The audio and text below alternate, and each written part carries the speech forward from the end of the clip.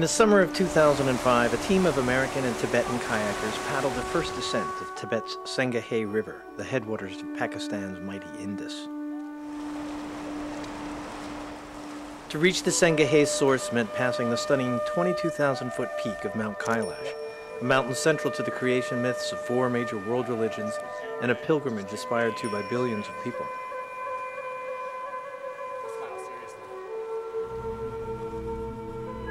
This is the story of a trek to the source of one of the world's great rivers and a small group of friends who paddle together through the stunning landscapes of Tibet's far western plateau.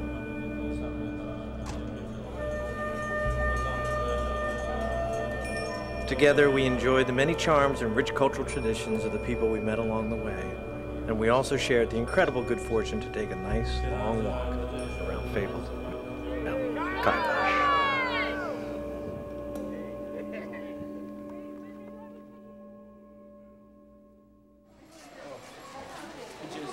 Central to life in the old city section of Lhasa is the Dzogchen Monastery.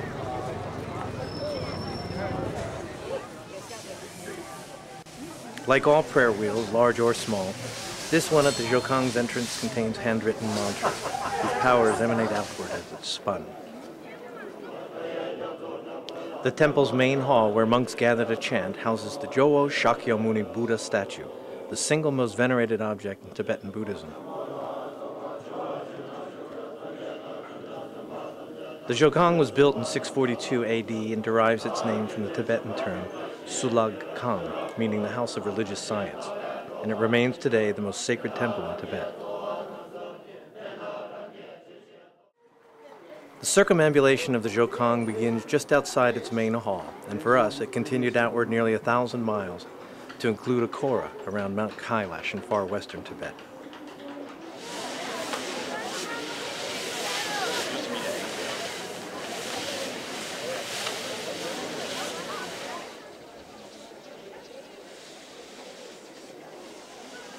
The Dzogchen's gilded bronze-tiled roofs complement these iconic statues of 2 golden deer, flanking an 8-spoked Dharma wheel representing the Noble Eightfold Path, a practice said to lead the practitioner towards self-awakening and liberation.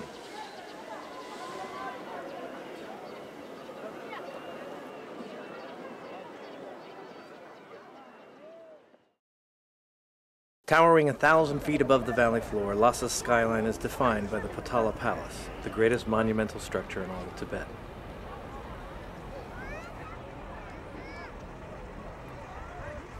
Here, ceremonies of state were held in the white sections of the palace, and the monastic training of monks took place in the red section, symbolizing both the unity of and the distinction between the secular and spiritual elements of Tibetan society.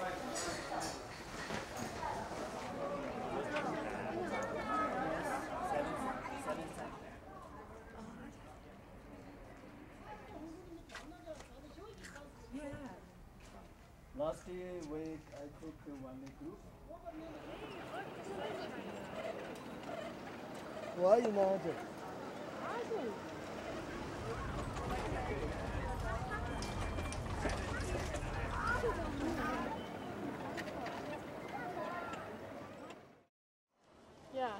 The Barkor is a warren of small shops and open-air stalls where vendors hawk religious items, jewelry, fabrics, butchered meats, produce, and a roasted barley meal called sampa, the staples of Tibetan life.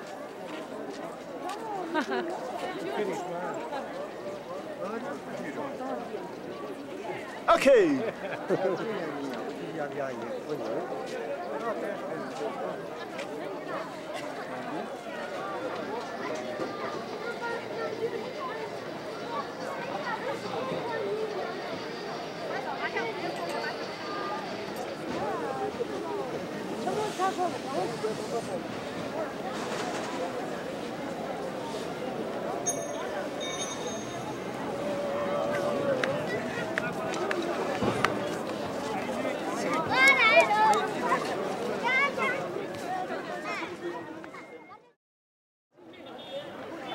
Each year, for 5 days during the Tibetan calendar's 7th month, the Drepung Monastery near Lhasa hosts a Shotun, or the yogurt festival.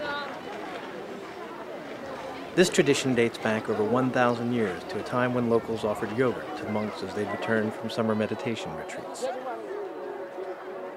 Drepung was founded in 1416, and like a university, it includes various colleges, each with different emphasis.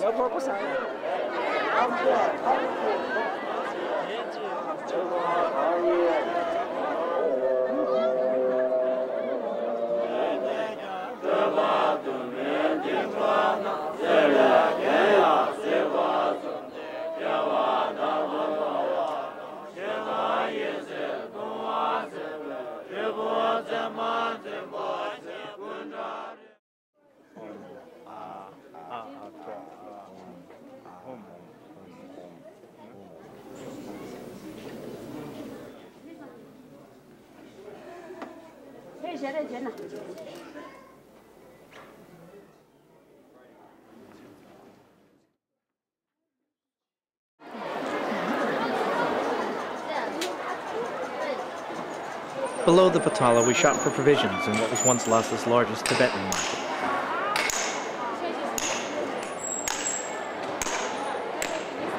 Inundated now by Han Chinese merchants and shoppers, it would seem that in today's China, change is the only constant.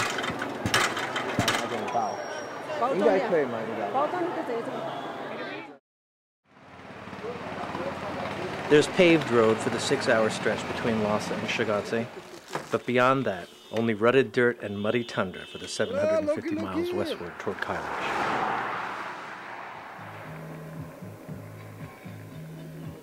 Shigatse is the second largest city in the Tibetan Autonomous Region and the primary hub between Lhasa, Everest, and the border with Nepal to the south.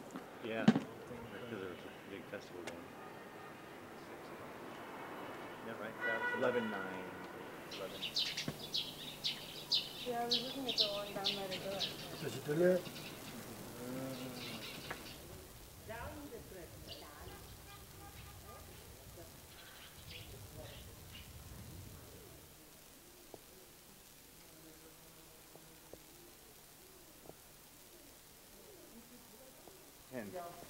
Because he was passed away in 1989, and then 1990 started rebuilding, and 93 completely finished.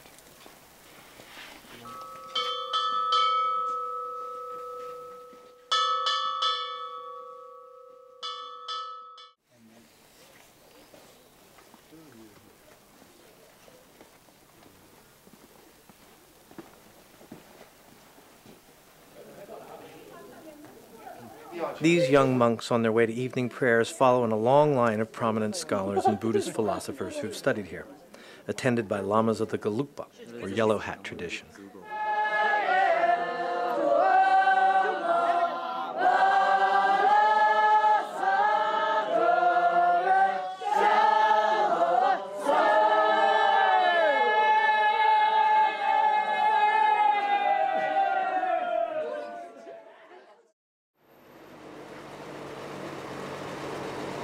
Early the next morning, the unflappable Tochi eased the truck out of the hotel's courtyard, and the Manasarovar leg of the road trip begins.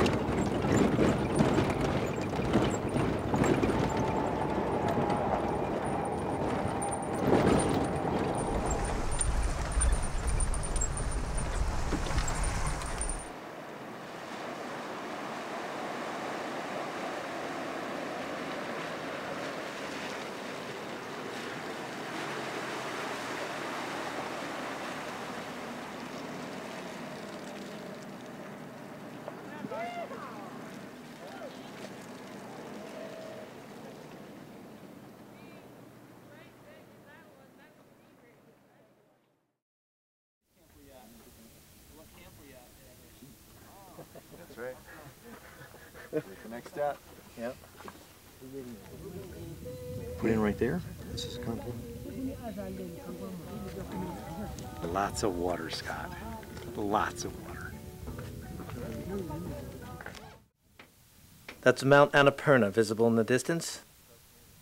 Annapurna is a Sanskrit name meaning goddess of the harvests. At 26,536 feet, it's the 10th highest summit in the world. During pit stops, while drivers smoked and smashed away at leaf springs or whatever was ailing, there was time to stretch and sightsee.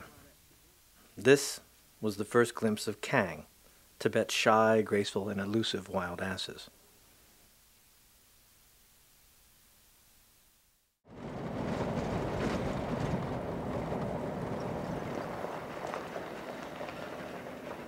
This lunch stop was the scene of the first in what would be a long line of practical jokes.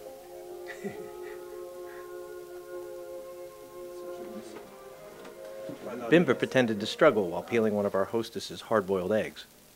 When Dorje thoughtfully offers to help, Bimba slips him a raw egg that Dorje promptly cracked in the palm of his hand.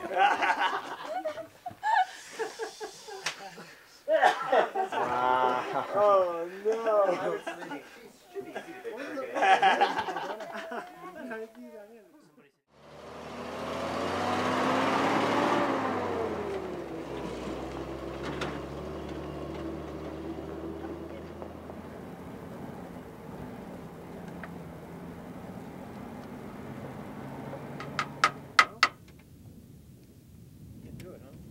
Check your air filter.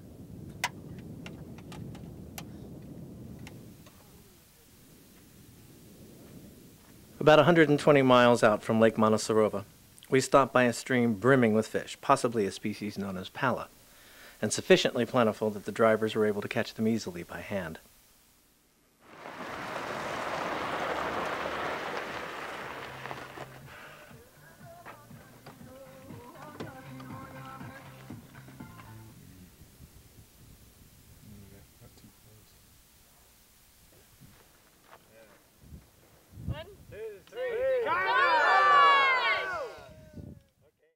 Lake Manasarova is the highest large freshwater lake in the world. The name Manasarova means lake of consciousness and enlightenment, and it's said that bathing in the lake's frigid waters will cleanse one of the accumulated sins committed over 100 lifetimes.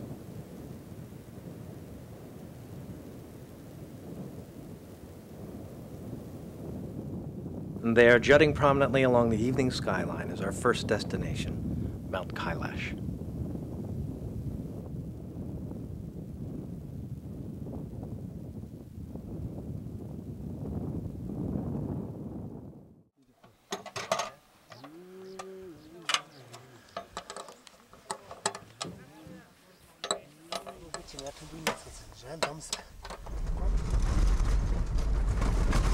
Sitting at 15,000 feet, the remote village of Darchen is the alpha and omega for a pilgrim on a Kailash trek. It's from here you set off and to where you'll return, fractionally enlightened, several days later. Once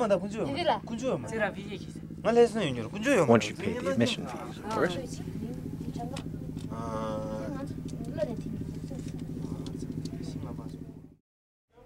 Fleas, garbage, and pollute, prostitution. Hey, Scott? What is it again? Fleas, garbage, and prostitution. Right. But it's okay, they got an STD clinic in the hotel. Did they have prophylactic? Right, well, I notice it's the first room. The first door you walk in. First door to right.